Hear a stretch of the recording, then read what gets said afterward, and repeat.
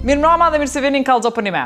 Sonte do të mund të ndesh në intervistën që e kam zhvillu me Tomas Szunyog, shefin e Bashkimit Evropian Kosovë, të cilin e pyeta se qysh mundet Kosova me vazhdu, me u ngarku, me masa, sanksione, e ndaj Serbisë, halomës me pas kur gjo.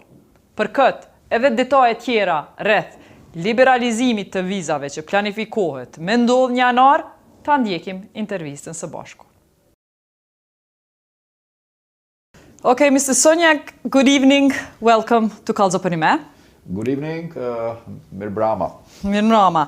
Since it's the first time you come to our program since the attacks in Banjska, I'm interested first to know what is your classification, the EU classification. Was this a criminal attack or was this a terrorist attack for you? Well, first of all, I would like to say that the EU took a very clear stand on that. We condemned the attack quite clearly by High Representative, but also by USR Lajčák, also by us as well. We classified it as a terrorist attack. I also would like to underline that we clearly kind of see this as the thing which is unacceptable. It needs to be properly investigated. The perpetrators should be kind of brought to justice. I would also like to extend the condolences for the death of Sergeant Bunyaku. We respected the day of mourning, lowered the EU flag, and I participated in the funeral. So for us, this is completely unacceptable. It needs to be properly investigated and perpetrators put to justice. Okay, people think that diplomats like yourself have more information than the average citizen. So what is your analysis of what happened in Banjska? Well, I would say that we need to wait for a completion of the investigation by Kosovo authorities. We have received some preliminary reports from that, but this is still not final. So we need to wait a little bit longer for what happened. But again, the scale of this attack, the number of people involved, the way they attacked, but also the weapons and the techniques which were used, the number of cars, number of weapons, other things, is really unusual in a way. So this was not a kind of normal things, and again, it needs to be investigated and discovered properly. As diplomats, you have your own separate lines of communication with KFOR. I'm interested to know whether KFOR has informed you that it had information that something like this was going on, that this was going to happen, that they followed these actions. Do you have such information? Well, I can say that we need to respect the sequencing of this kind of institutions which are responsible for security. There is the first security responder, and this is the Kosovo police. I must say that we have been informed by Kosovo police, both us, but also ULEX and KFOR. Very quickly on, we had kind of good cooperation on that day. All the security actors, which means Kosovo police, ULEX, KFOR, were involved and monitoring the situation. And I must say that the way the Kosovo police handled that, that there were no bigger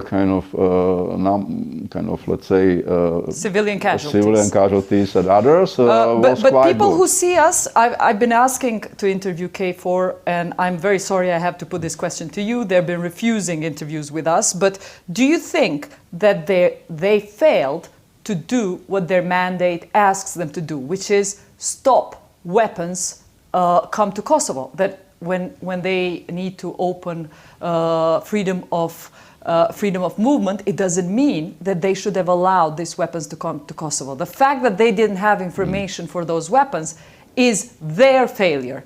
I agree with you of Kosovo's police success, but isn't it their failure to allow these Again, I weapons would to come not in? like to jump to conclusions before we have a full picture of what was happening and what happened. And again, I do appreciate the good cooperation, good kind of exchange of information.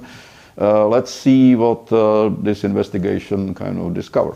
Okay, I appreciate that you are, though you don't have to, you come here to answer our tough questions when KFOR actually doesn't do it. So I do appreciate it. Also, I appreciate you've been to the north few days ago, 4 days ago, yourself. I saw you were there. Tell me, what did you see there? Well, I met, I was there on Tuesday. I met with different actors, both political, but also with civil society. I tried to reach out to as many people as possible. What I would say that my general impression is that people are in the little state of shock, let's say, disbelief. There is a lot of kind of, let's say, disinformation or manipulated information circulating around. So for me, I think it's really important opportunity also for Kosovo institutions to reach out. I think that would be important to reassure, because those are citizens of Kosovo. That's what I wanted to ask you, because there is a lot, when you said there's a lot of this disinformation, the Serbian media are reporting that there is a terror against the Serbian population in the north. I'm interested to see whether your mission saw this terror. What sort of police did you see there? What was the behavior of Kosovo police there? What did you see? Well, again, I was not there for a long time, but actually I met with the deputy commander of this regional command north. We discussed the way they behave and they are policing, and I think we had a good conversation. But I would like to make, there were some issues which are bothering the population. Which is? One issue, for example, when I was there, there was still a complete closure of crossing points at that time. I think there is a good news that the Banjska was open for a movement, but I think it would be good also to normalize the situation also in the Arinje, so that there is no feeling of kind of isolation. The second issue, obviously, which is there, is this prohibition for goods from Serbia to come. I mean, this prohibition was introduced by Kosovo government already in June, and it was justified by the national security reasons. I think it would be good to look again whether those national security reasons are still there. But you understand that there are, and the population understands, there are other 4 border crossings in Kosovo which are open to Serbian goods coming. Kosovo gets the Serbian goods too, and but uses again, them. what I'm just saying, what there was a feeling there. But I would like. It's very good that you bring us this feeling, because I want our audiences to know what their concerns are, and people in this studio, Serbian politicians, have been airing other concerns that they don't want to be checked. What do you think of this? Have you seen brutality in police patrols against the local population? EULEX, anyone? Is there brutality and terror in this sense? Because if you read the Serbian media, this is what they speak about. Well, again, I was there for a short time, but when I look kind of back for my previous visits, there are issues, obviously. One issue is with the police that, again, it should reflect the ethnic composition of the population. There, it is not. Of course, I agree, but they resigned. They resigned, and that's the main reason. But there is something which, there need to be more recruitment, more Kosovo Serb policemen who can also speak the language, so that they can actually assist people in needs. The second issue, of course, is that what people have been kind of discussing is those traffic control checks and some kind of checkpoints which have been established. I think it's important to come back to one issue, and this is that in Bratislava, Deputy Prime Minister Bislimi and USR Lajčák agreed on certain steps of the escalation. One of the important things is that they agreed that Kosovo police would, together with ULEX and KFOR as appropriate, do those joint security assessment and look into the composition of the Kosovo police and how they behave. Because okay, but this was middle of the night, when on Sunday, 24th of September, normal police went to check the trucks that were blocking the road. Don't you see that there's legitimate, what happened was that through a telecommand mine, Bunyaku was killed. Do you understand that it was through a normal car check that this group was discovered? Yeah. I understand the concern of ordinary Serbs, what it must be to have your car checked, but this case proves to Kosovo police that if you don't do the checks, you won't find the criminals. What do you say to these two sides? Well, again, there are certain ways how to do it. I am not certain that, if you see the car with children or the whole family traveling, you need to have a long barrel weapons and other equipment. So again, there is a certain way how to do certain things, and I think one of the killed people, I want just to know that one of the people that was killed from this group, terrorist group, was an ambulant car driver.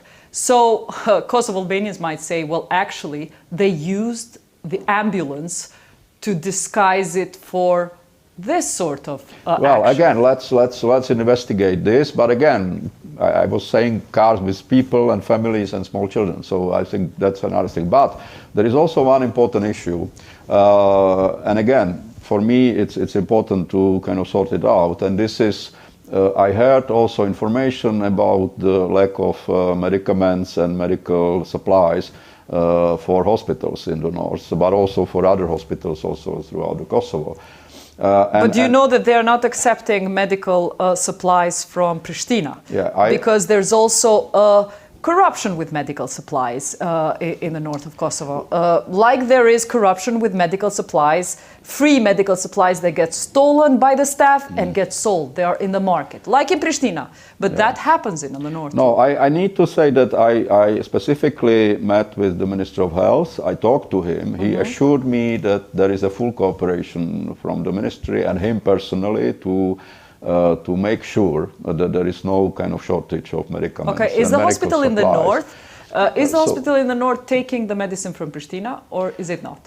Again, what I would like to say is that this needs to be kind of fixed in a way, and I think that both sides needs to kind of cooperate. Again, I have assurances from the Minister of Health that he is ready and fully ready to cooperate. I think I also mentioned to people I met on Tuesday that need to be also full cooperation from the side I of want to just those hospitals, and I don't think it's difficult.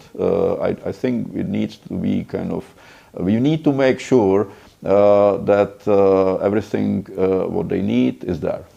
Yesterday we had to debunk a news that 12 babies died out of lack of oxygen in the hospital in the north, which was fake news in the end. Yes. So it's not that easy. Yes, it's not. But again, one thing is the information circling around. The other is how to solve the situation in a way that all the patients and people get the medical care they deserve. You said there needs to be an investigation of Kosovo police in this incident. I'm interested to know whether you, as EU, will support the Kosovo institutions to start operations against or confiscation of property of Milan Radojcic if this is also part of their operation. Will you support such investigations, or will you say, well, stability is more important for us, don't upset the local population with this investigation? Well, I think that we need to follow the proper procedures and rule of law institutions. I mean, if there is a kind of credible evidence, it needs to go to the court. If court decides someone is guilty, There is a good law, by the way, in Kosovo from 2018 on criminal confiscation of the property. If this is kind of concluded that this should be done, and this is kind of done by appropriate authorities, including the courts, that's a rule of law. Have these Serbs also expressed to you how surprised they are that Kosovo prosecution and Serbian prosecution alike were never ready to fully investigate Milan Radojić's criminal operations until now? We know he was blacklisted, yet this man was not investigated by neither Belgrade or Pristina. Yes, I think that there are some questions some people need to kind of answer, but again, I would let Kosovo authorities to kind of follow this. With you, I want to move on after this incident, analyze the political climate, and I cannot not ask you about a particular moment. On 14th of September, there was a meeting between Vučić and Kurti in Brussels, and there's one detail that in that meeting it's become famous that Borrell, according to Kurti, Borrell said to him that in the context that if you don't implement the Association of Serbian Municipalities agreement, there will be eruption of violence in the north. Now, what happened that this was on 14th of September, on 24th of September, this action happened. Did Borrell know something? Well, I would not like to comment on the specifics of the dialogue meetings. They are confidential and they should be confidential. But then can we go on talking about the fact that this group of people for 8 months have been making problems and attacking KFOR soldiers. Over 90 KFOR soldiers have been attacked. Have they been encouraged by diplomats such as Borrell? Because throughout this time, Kosovo was being blamed for the situation in the north to the degree that measures are put against Kosovo and not against Serbia. Do you agree with me that international community has been appeasing Serbia way too much, and the signal you gave to these groups are that they will be rewarded if they do violence in the north? They won't be punished. Well, I think that it's, for me, I would not kind of link those things together or put those things together. I think we need to be very clear and separate the things. The measures introduced by the European Union member states were basically introduced because of the specific decisions from the 26th of May, the incident of 29th of May, and those were the measures which were there put in place to encourage de-escalation of the situation. So those were very specific issues which should be addressed. And again, those are part of the de-escalation of the situation which was created. But you didn't put those measures on both sides to de-escalate. Well, you blamed one side clearly. Do you regret that today? Do you regret that? Well, in the statement, if you read the statement from the 3rd of June, there were demands for both sides. And there are very specific demands. I think that one can say that Kosovo has not fulfilled. By the way, there was also, after the statement of the 3rd of June, there were about 2 or 3 weeks before the introduction of the measures.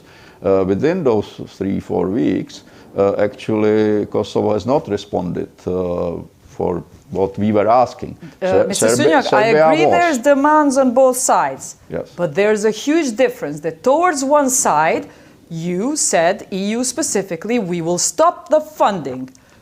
In Serbian side, you didn't stop anything. You just did the demand. Then how do you think this is fair? A normal Kosovar sees us tonight and wants to understand, why are you being tougher to Kosovo than to Serbia? Well, again, I would not agree with your assessment that we were tougher.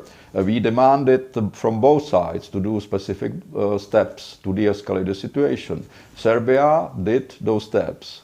Okay, so what did you ask from Serbia, and how did you show this demand to Serbia by measures? Can I rephrase the question? To Kosovo, not only demand it, but also applied measures. To Serbia, you demanded, but did you apply any measures? Well, the thing is that for Serbia, there were two demands. To lower the readiness of armed forces and to pull those armed forces to their bases from near the ABL. Serbia kind of did this. Did this when? Because a week ago we had forces come in to Kosovo on Sunday. They came back again. So why don't you know that they came back? Well, we were aware of that very well, but we issued the statement on the 3rd. Within 1 week, they were back. So you are easily fooled, somebody would say. No, easily fooled. No, they completed what we asked them to do. They came back, and then on 24th of September, they sent 30 people with a huge army arsenal that could have not been without the state support. And there's no measures today. Today, you and me are talking 10 days after this incident. You don't notice this, and this is not an excuse enough for you to put measures against Serbia as EU? Again, we need to see the concrete results of the investigation by Kosovo authorities, and then we can consider it. It's clear that this was Milan Radojcic, who is in the blacklist, who is also co-politician of Vučić. This is not disputed, right? Again, we see some social media, we see some public statements. I think we need to see more specific evidence. No, even Serbian institutions have acknowledged that this man came to Kosovo, that it was this man who did the terrorist attack. What do you mean social media? The video of Kosovo police, the drone pictures that he was involved in the attack and armed to his teeth is not disputed. Well, again, let's see the concrete evidence coming up from... He confessed he was there, fully armed. What do you mean, let's see? I mean, this is undisputed. Yeah. This is not enough for measures? Well, again, let's see some evidence. Let's see how we can what we can do. But again, for that, we need some kind of concrete evidence. There is concrete evidence. There's a picture. You will not have more evidence than this. I believe we can still have more specific evidence. So for Kosovo, you don't need more evidence. You put measures right away. For Serbia, you'll need a lot of evidence before any measures will be considered. Again, we have not kind of introduced the measures immediately. We waited for 4 weeks. Those, the statement was issued 3rd of June. We introduced the measure on 29th of June. Okay. How many weeks should we wait for measures against Serbia if they ever occur? Again, the measures are decided by member states. We need a consensus of 27 member states. Did you get consensus of 27 member states for measures against Kosovo? Yes. Are you sure? Yes. All 27 member states rose their...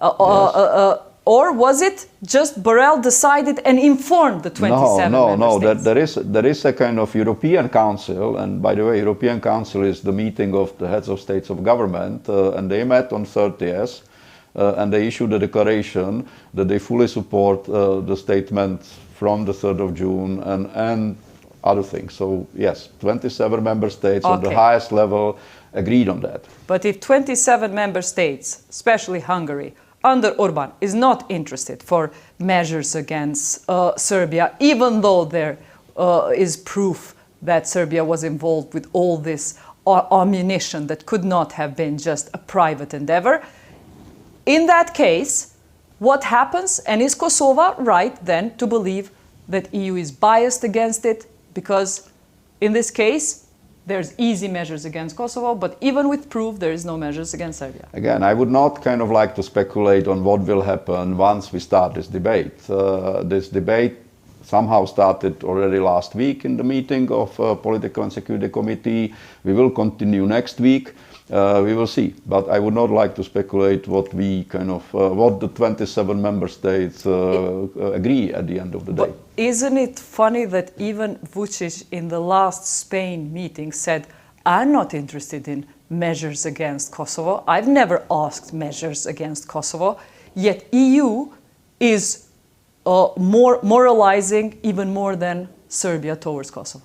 Again, we issued a statement where we ask for specific things, and there was this sentence saying if you don't kind of do those specific things, there will be negative consequences. But Kosovo thinks that if it does those special things, law and order will be compromised in the north.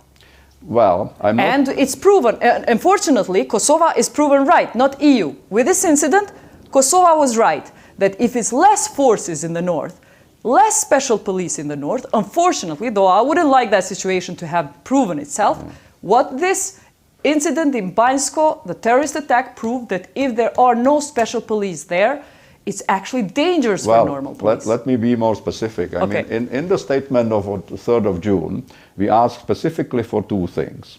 One was that there should be reduced presence of special police units in the vicinity of municipal offices. And the second thing, that the mayors should work from alternative locations. So those were not demands related to general security situation in the north or general presence of police. There were two very specific issues which we kind of asked for. They are still not met. But special police has been moved out of the municipal buildings. That has been met. Well, that bit has been met. There was kind of 25% and 25%. So 50% of special police units which were introduced there, 26th of May, are still there. So can I be just devilish and tell you that if Kurti removes 100%, like Vučić removed his troops, and he brings them back a week later or several weeks later, like Vučić brought Milan Radojičić back in an attack, it's okay. Then, again, mission accomplished. Let's discuss how to meet those specific demands. But again, those were very concrete and specific demands. They were not related to the general situation in the north. I mean, let's be clear about that. Okay, because EU is the only institution that has concretely put measures in terms that they mean something in practice. Can you explain to our audience what is Kosovo missing with these measures? What projects are not happening because of these measures? Again, those measures are again, we are not kind of happy to have the measures. That's very clear. The second thing, there are no cancellation of projects. There are suspension of projects, so Kosovo, if there is a kind of movement to meet those very specific demands, Kosovo would not be missing anything. There are kind of only the projects and programs and meetings are only suspended, not cancelled. What concrete projects are being pushed for Kosovo? Like, what's your biggest project? So we basically have a 75 million euro, which is a grant given to Kosovo. There are three components in that program. One is we are directly subsidizing the energy bills for families and households. The second part of that is actually we are subsidizing the measures to increase energy efficiency, isolation of the houses, better heating systems and others.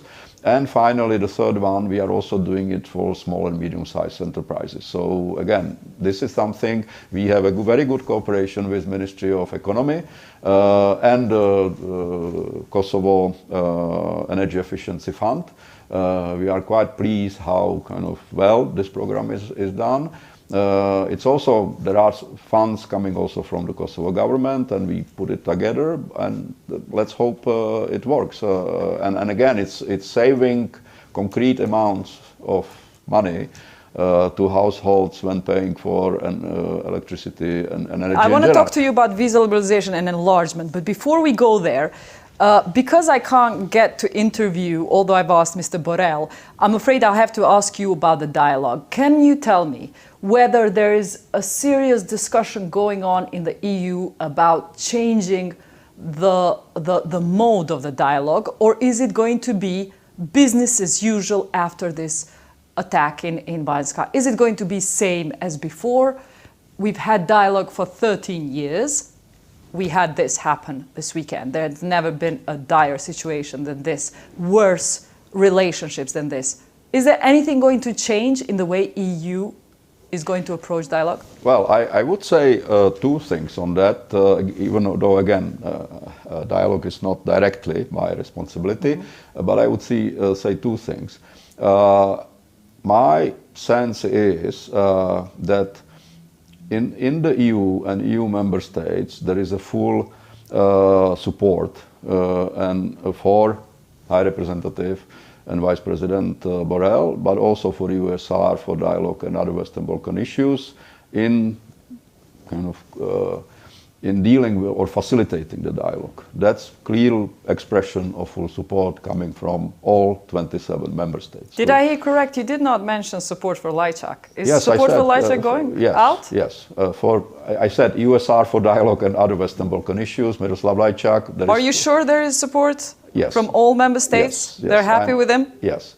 I also noted that this support is coming also from non-EU member states, including the US and UK, for example. So there is a full support for the EU and for the dialogue and for facilitators. And EU doesn't see the fact that Kosovo sees them as biased. Two people from two non-recognizing countries are negotiating, are mediators. This is not an issue for any of you.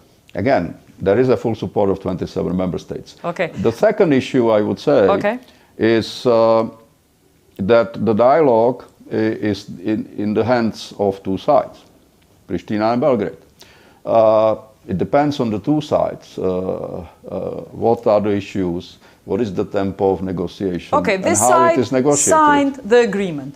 Vučić did not sign the agreement. Is that an issue for you? Why don't you punish Serbia for not signing the agreement? Well, I would correct you. Neither side signed anything. Okay, one side was willing to sign, and then you didn't want the ceremony because Kosovo looks too good. You don't want Kosovo to look good. Well, for us, it's irrelevant. The agreement is there and it is valid. But it's not implemented. It cannot be. It's a thing. Mr. Lajčák was here sitting where you're sitting, and he said, I remember him saying, being positive that the energy agreement is going to get done by very quickly. Today, not only that energy hasn't been done, Mr. Szunyog, we are further than when Minister Lajčák started this process. Can you accept that this has failed, that you have, this process has gone backwards, whether it's also because of Kosovo, Serbia, doesn't matter. But Lajčák believed trust him. He told me, trust me. I need you to trust me that I will do it differently. We are further back from that moment. He said this. Again, on energy roadmap, it is being implemented. There are steps in the right direction. On more general issue, again, I would say that the tempo of the dialogue and the development in the dialogue depends on two sides. We as EU are only facilitating this. So, if you feel unsatisfied with it's not just me feeling. It was a year, according to the roadmap that Mr. Lajčák negotiated, it should have been this time last year that the agreement, the energy agreement, should have been implemented. Yes. So it's been 2 years since he said that it's going to happen. Again, the responsibility for energy roadmap not being implemented is shared by both sides.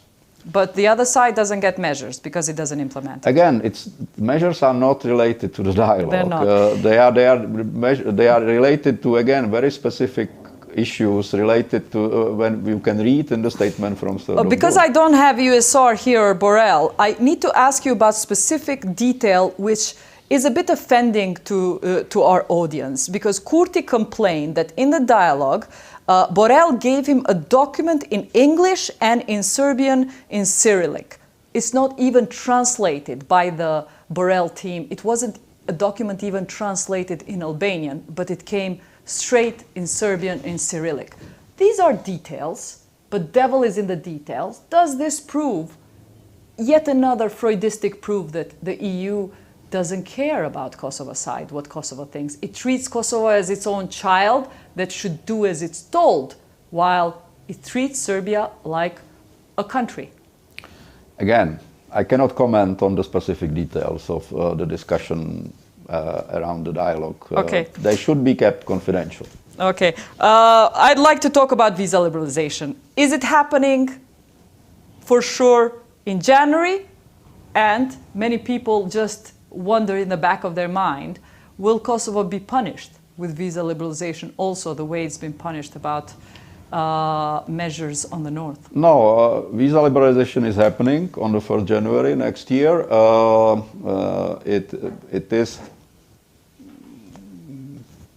It is something which I see as a big step forward in our bilateral relations, not only because of the EU and Kosovo, but also because of the population. I think that this is removing the last piece of the mosaic in the region for people to be able to travel. So for me, it's a positive step. It's going to happen on the 1st January. I'm also happy that the Kosovo government launched the information campaign, because I think it needs to be properly explained to the population what visa liberalization is, what it is not. How can they travel? Can you tell, like, ordinary people listening tonight, will they be able to travel, just go on a plane and reach, buy a ticket online, fly, or is there another procedure? No. They will be able to kind of buy a ticket and go. What is important to say, that visa liberalization is specifically for tourist visits up to 180 or 90 days within half a year. What happens to you, Tomas, if I want to go and I want to stay beyond 190 days? Well, then it's 90 days within 180 days. 90 days within 190. So, what happens if I stay longer? Then you have a problem. What problem? What happens? Well, again, does police come and get me in Germany, or does what sort of problem? Well, again, if you are kind of discovered to overstay those 90 days within half a year, you are staying basically there illegally. And of course, if you look at the decision on the visa liberalization, if you have a lot of people overstaying or not respecting those rules, again, it's for tourists. Mm-hmm. So it's not to work. I'm just curious whether you will be blacklisted, and next time you want to fly, I think people should know. Yes. Whether next time you want to fly, all EU countries have a system that they will see that you illegally yes. Stayed? All will see? Yes. There is this Schengen information system. Again, you can be kind of formally prohibited to kind of come again up to 10 years, actually. Okay. If I'm a student... But again, it's important to understand that it's not a problem only for you as individual if you are violating the rules, but if there are many cases of people violating the rules, then actually this decision includes a suspension option. What a suspension for Kosovo? Yes. Listen, people worry less about that than if their family is suspended in some way or another. Yes. Is the family of that person also blacklisted in some way or another, or our families will be fine? No, it's for individuals, basically. Individuals? And again, it's the same for all other visa liberalization countries in the region. For example, you have this option that if you have too many people violating the rules, there can be a problem of general suspension. But again, there are certain things people need to be aware and need to be careful, because they can hurt not only themselves, but also Kosovo as such. But again, you've explained how it is like if I'm a tourist and I want to stay more than 90 days. But if I'm a student and I've registered myself in an EU university, I will pay for it myself. Do I just go, or do I need a different visa? For students, you need a student visa. So you still need to apply to the embassies if you've got student visa. Yes. If you've need to go as a student. So, and if I want to go as a seasonal worker to Europe, then what do you need to do? You need to apply for visa. Again, you need to apply for visa. And is the system of the embassies going to continue to accommodate all these other requests in Kosovo, like go through working visa, go through student visa? Is it going to be efficient, more efficient than today, because it's going to be less people? Again, I cannot comment on specific member states, but I would assume and this is the experience also from other countries in the region who are through the visa liberalization process, that of course the number of applications for student visa or labor visa are much smaller than normal kind of visas. So I assume that those consular services of the member states would be able to much more focus on those specific cases of students and labor workers. And so for me, that should be kind of providing better services. But again, depends on the member states how they organize themselves. Okay, but the citizen, can you also just explain if a tourist goes there and looks for work and finds work, comes back home, then starts a process of visa working application, is that breaking the rules? No, again, if you find a work, go back and properly apply, that's fine. Okay. Another scenario, if I want to go for 90 days over the summer, work in Europe, in a black market, take cash as a salary, no documentation, is there anything that stops that sort of well, again, this cannot be prevented, but people must be aware that this is breaking the rule. And again, they can be kind of caught, identified, and then kind of... problematic for the rest of your time. Yep. How long will they be blacklisted? I think people will be interested, the risk they can take. It can be a prevention to go to Schengen zone up for 10 years. Up to 10 years you will be prevented. Your life goes by, a whole decade can go by. Yeah, but again, it's breaking the rules, so there are certain kind of measures be taken. But again, it's up to, it depends. And it depends also on individual member states. Finally, where is Kosovo in the enlargement scheme of the EU? Where is the process right now? Well, we are just kind of in front of the very important decisions on enlargement. We will be issuing the annual enlargement package sometimes in few weeks. This would be actually very important because for the first time it also would kind of change the configuration of the enlargement, in a sense that we decided to grant Ukraine a candidate status together with Moldova, and there is a potential candidate, Georgia. So we now have a kind of different package than before.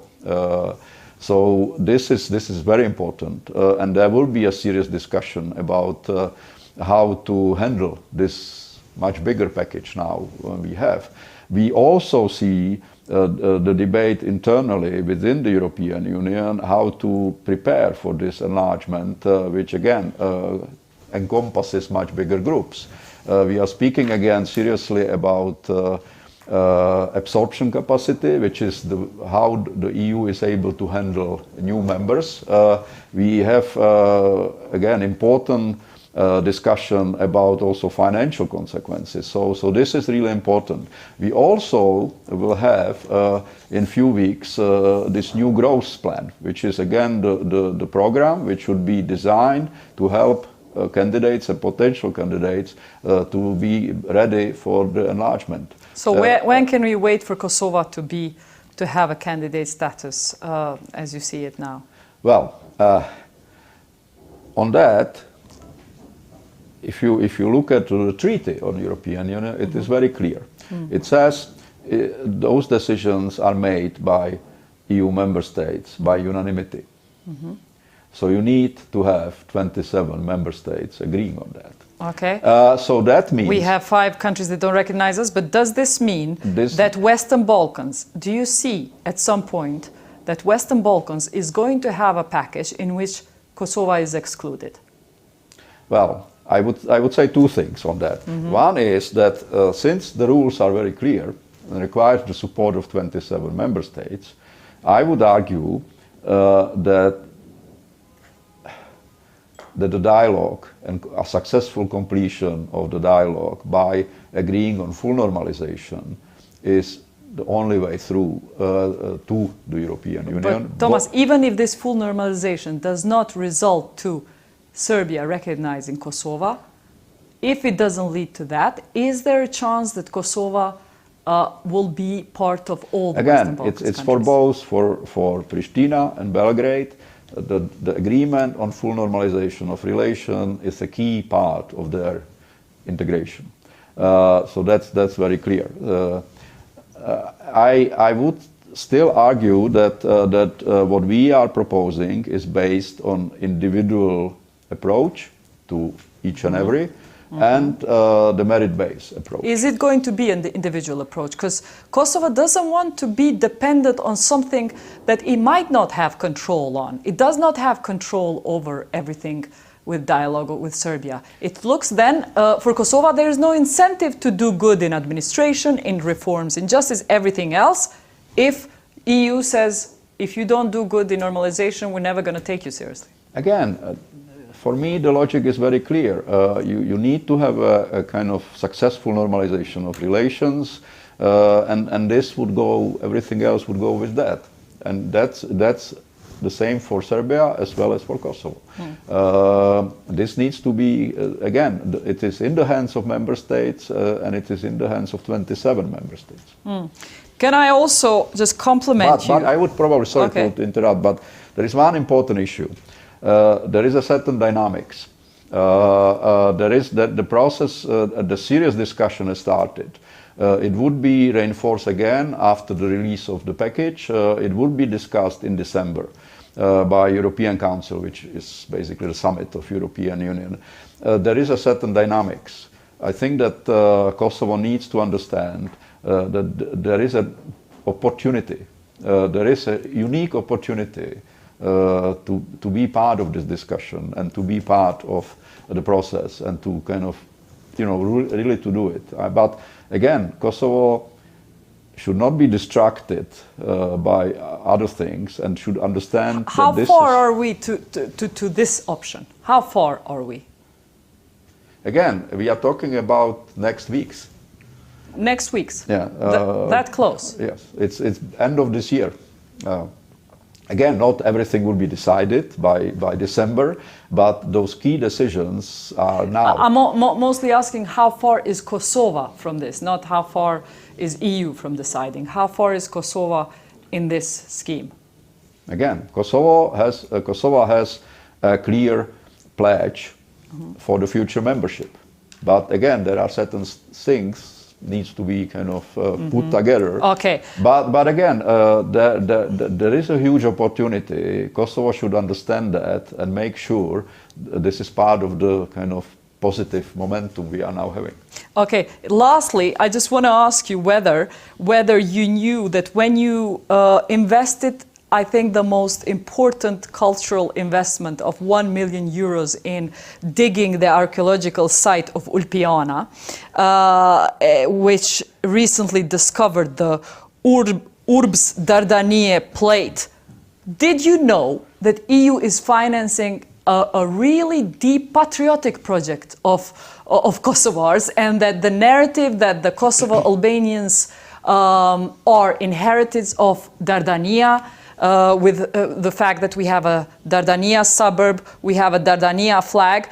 Did you know as EU that you will be supporting our patriotic, nationalistic, let's say, or just factual history that Albanians were here much before the Slavs, rather than the narrative that Serbia tries to portray that Albanians came here after the Slavs? Did you know that EU is funding I would this? not like to get into this kind of historical things, but I must admit that when we started to fund it, we were not aware of that. But I actually am a frequent visitor to the work of the team, which is doing excellent work, which is, this is the joint effort by French team, but also the local archaeologists, and I'm a frequent visitor there. But what I would say is that I was informed by this team already last year that there are some kind of very interesting potential discoveries to be made. This is amazing discoveries, not just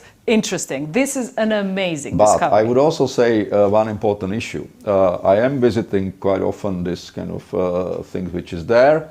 I have not seen many people actually visiting. I have never been kind of seeing, let's say, students or children visiting this place, which is there and which is beautiful. They should. They should. I would also say that there is the specific challenge that all this is still private property held by someone. So there is a certain kind of activities, there are diggings, but again, this needs to be kind of also, there need to be a better approach. Proper taking care of it. Taking care of making sure, you know, it would cost, but you know, there need to be, because when I talk to those experts, they are telling me that this is comparable to Ravenna, for example, or other major kind of archaeological sites. But again, there need to be a proper management of this. There need to be a protection.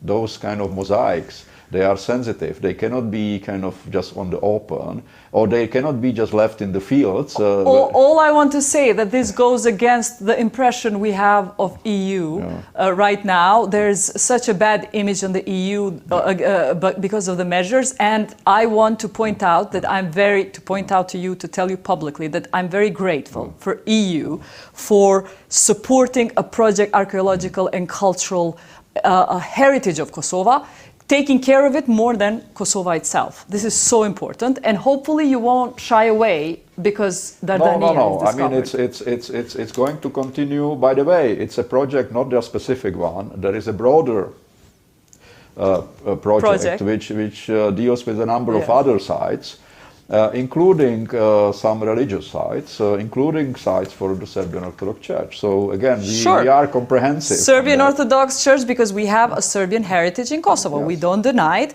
And not only that, this is 1 million euros that you've given. When you think small money, but what you give by paying for Professor Christoph Godard to come here, European experts to come here and teach the Kosovo new archaeologists. Thank you. Thank you very much. Thank you.